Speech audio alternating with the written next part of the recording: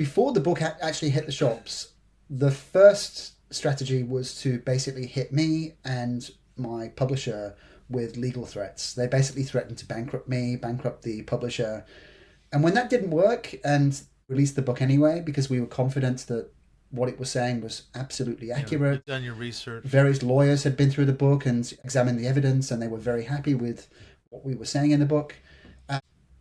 So when the threats didn't work, they then launched this smear campaign against me and tried to depict me as a liar. They tried to imply that I'd been paid off by some George Soros-like figure who was out to get Opus Dei. Smear campaign. But what they didn't do was engage with any of the facts. And I think that's quite telling.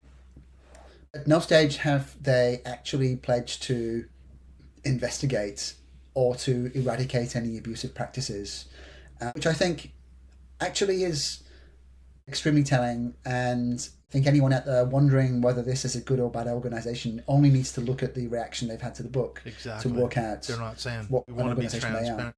Not a week goes by without someone, either a current member or former member, reaching out to me, thanking me for writing the book, sharing their stories, their experience, or often horrific experiences inside of Opus Dei. I've even had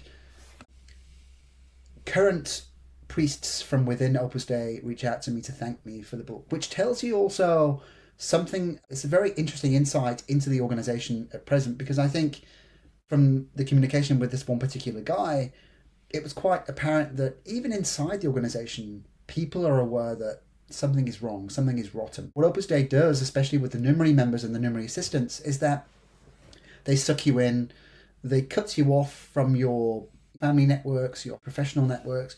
They basically want to take control of your life. They want to make you completely dependent on the organization. Yeah. Classic they cult psychology. Control your finances. And so many people, even wanting to leave, even being uncomfortable with the life they're leading inside of this abusive cult, they're unable to, because they lack the independence, they lack the means to basically cut themselves off and move on.